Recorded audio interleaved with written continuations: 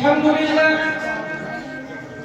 لله وكفى وسلام على عباده الذين اصطفى أما بعد فأعوذ بالله من الشيطان الرجيم بسم الله الرحمن الرحيم أولئك الذين امتحن الله قلوبهم بالتقوى لهم مغفرة وأجر عظيم وقال النبي صلى الله عليه وسلم اللهم اهدنا في أبو هريرة رضي الله تعالى عنه او كما قال علیہ الصلوۃ والسلام.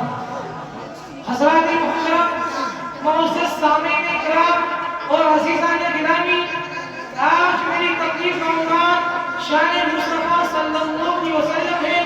انشاءاللہ پوری کوشش کروں گا کہ آپ حضرات کے سامنے آپ علیہ السلام کی سیرت پر اپنی معلومات پیش کروں. بے مثال سیرت آپ علیہ السلام کی سیرت ایک اٹھتا ہوا سمندر ہے. کسی انسان میں یہ قوت یہ طاقت نہیں کہ وہ یہ کہے میں نے آپ علیہ السلام کی سیرت کا حق ادا کر دیا. میرے بھائیوں، کسی آدمی نے علامہ بشیر سے کہا کہ اگر آپ سیرت بیان کرنے کا حق ادا نہیں کر سکتے تو سیرت بیان کرنے کی کیا ضرورت ہے؟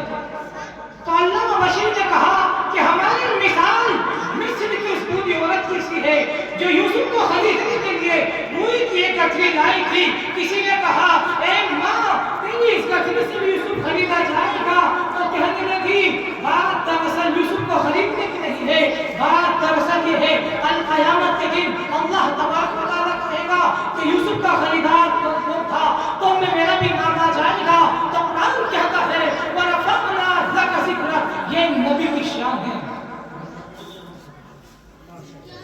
میرے بھائیوں، نبی چلتا ہے قرآن بولتا ہے، نبی بولتا ہے قرآن بولتا ہے، نبی مسکراتا ہے قرآن بولتا ہے، نبی روتا ہے قرآن بولتا ہے. ارے ہاں محمد کی ایک ایک ادا پر قرآن بولتا ہے.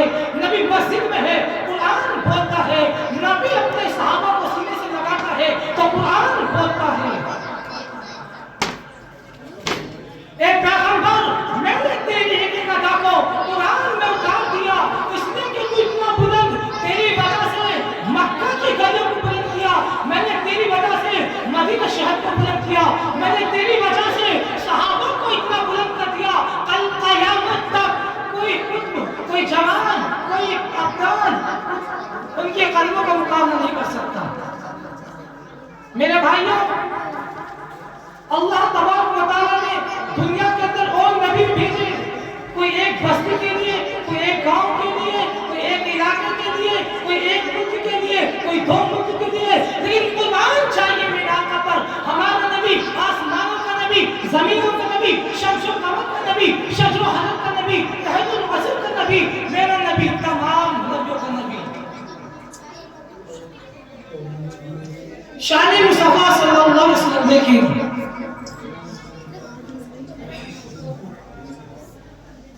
کہ موسیٰ نے پتھر پر لاٹھی ماری تو پانی کے بارے چشمے نکل آئے. تو قرآن کہتا ہے فَانْفَجَرَتْ مِنْهُ اثْنَتَا عَشْرَةَ عَيْنًا قَدْ عَلِمَ كُلُّ أُنَاسٍ مَشْرَبَهُمْ، کہ موسیٰ نے پتھر پر لاٹھی ماری، پانی کے بارے چشمے نکل آئے. دنیا حیران ہو گئی. میرے بھائیوں، پانی کا پہاڑ سے نکلتا جتنا بڑا کمال ہے، اتنا بڑا کمال آپ علیہ السلام نے دنیا کو بتایا اور دکھایا ہے کہ حدیبیہ کے موقع پر آپ علیہ السلام موجود تھے. صحابہ نے بتایا یا رسول اللہ پانی ختم ہو گیا. میرے آقا نے نبوت والا ہاتھ اٹھایا اور فرمایا کہ پانی کا پیالہ لاؤ. پانی کا پیالہ لایا گیا، پیالے کے اندر آقا نے اپنا ہاتھ ڈالا اور آقا کی انگلی سے پانی کی چشمے جاری ہو گئی.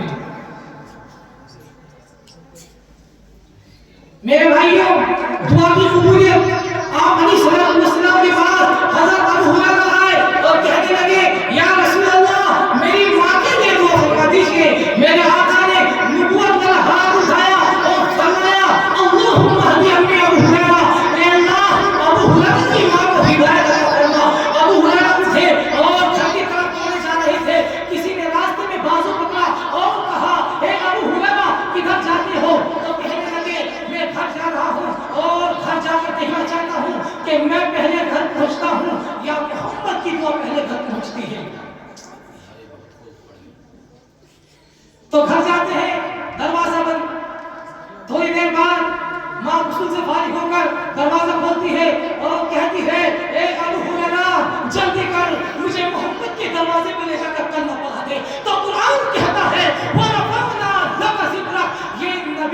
शान है।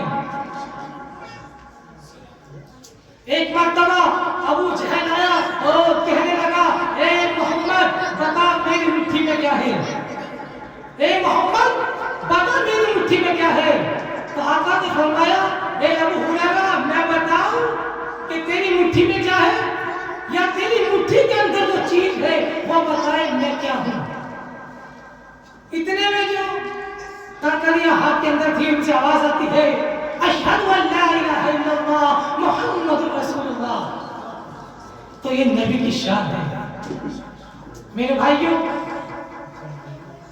हम अगर आप अलैहिस्सलाम की सुन्नतों को अपना लें तो इंशाअल्लाह हमारे भी और आपका भी इस दुनिया में बेड़ा पार। इन्हीं चंद बातों पर मैं अपनी तकरीर को खत्म करता हूँ।